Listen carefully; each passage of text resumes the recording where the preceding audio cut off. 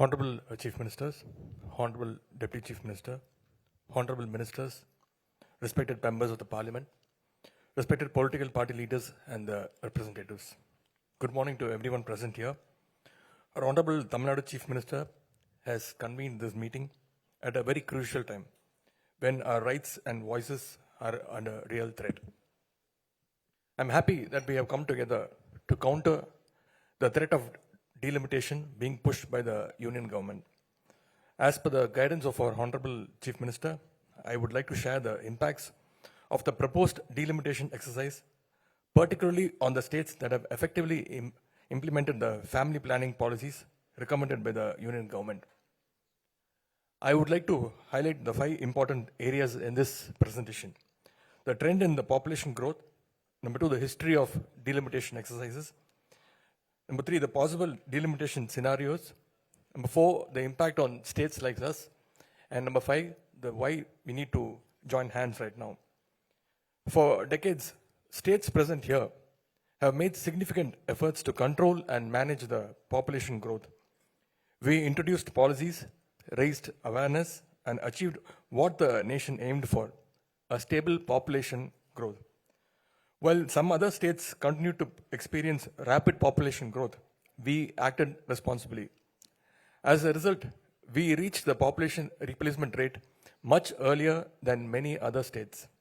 But instead of being rewarded for this achievement, we are now at the risk of losing our political representation. The green line in this graph clearly shows how effectively the states present here have controlled the population growth rate. On contrary, you can see the violet line, the population growth in other states have continued to rise post 1971. According to the Article 82 of the Indian Constitution, parliamentary seats should be adjusted after every census.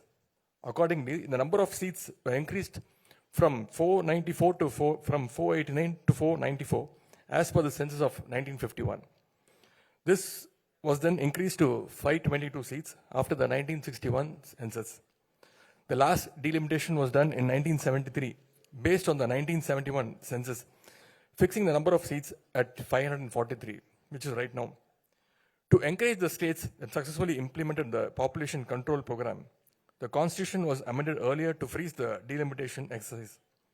The 42nd Amendment, enacted in the 1976, allowed the delimitation exercise to remain frozen for the next 25 years, that is till 2000. When this period was expired, the 84th Amendment was enacted in 2002, extending the freeze for another 25 years, that is till 2026. As we all know, the freeze implemented in 2002 is set to expire. So what will happen in 2026? The 2021 census, which was postponed due to COVID-19, has still not been done. Particularly, it is a strategy to implement the delimitation after the 2026. If they use the post-2026 census data, the allocation of Lok Sabha seats will change drastically. And here lies the danger. States with high population growth will gain more seats, while states like us, we will lose significant political representation. So far, the Union government is reluctant to make any official statement on the continuation of the freeze imposed in 2002. In fact, there are contradicting statements from the Honorable Prime Minister and the Home Minister on delimitation, creating a lot of confusions. In September 2023, Honorable Union Home Minister Amit Shah said in the Parliament that the delimitation process would be implemented and seats would be increased. However, Honorable Prime Minister Narendra Modi, addressing an election rally in Telangana in 2023, said that if the delimitation exercise was implemented, southern states would lose around 100 seats. Meanwhile, Union Home Minister, who recently visited Coimbatore, claimed that Tamil Nadu will not be affected by this delimitation exercise. Therefore, the questions we have in front of us are, will the freeze be extended or not? Will the number of seats remain the same or will it increase? If increased, what will be the number? On what basis the seats will be distributed among the states? Whether it will be done as per the 1971 census or the proposed projected 2026 census.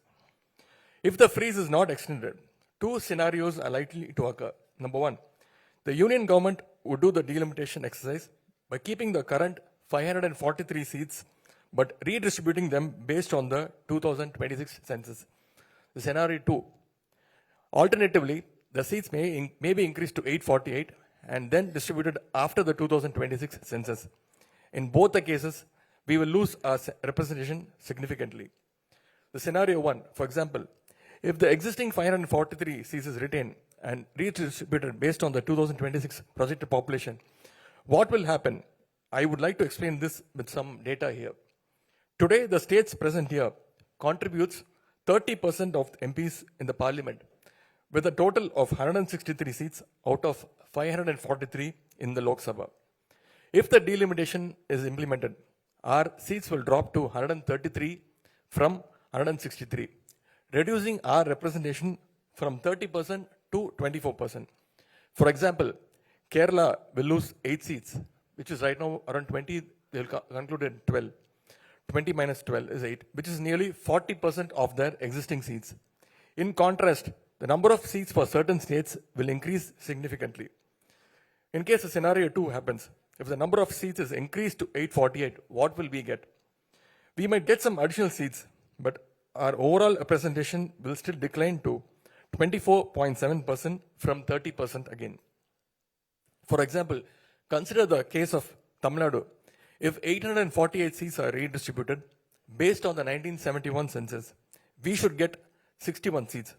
However, as the projected population of 2026, we will get only 49 seats. Tamil Nadu alone will lose around 12 seats. Kerala will lose around 11 seats. Andhra and Telangana together will lose around 11 seats. And as a team, 7 states present here will lose a total of 44 seats. So what are the possible threats here? The delimitation would unfairly increase the representation for some states while reducing our current representation, giving undue advantage to few states such as Uttar Pradesh, Rajasthan, Bihar and Madhya Pradesh. While the 7 states present here are set to gain 65 seats, the above mentioned 4 states will get additional 150 seats. National policies on agriculture, industries, jobs, regional development could be dictated by a few states, sidelining our needs. The formation of union government would be disproportionately influenced by a few states, significantly weakening the political voice of our states. Therefore, we call this as unfair and unjust move by the union government. This is not just a numbers game, it is a planned attack on non-BJP ruled states to reduce their representation. More seats for states with higher birth rates means our voice in the parliament weakens. If not rewarded, we should at least not be penalized. This move is a direct threat to federal structure.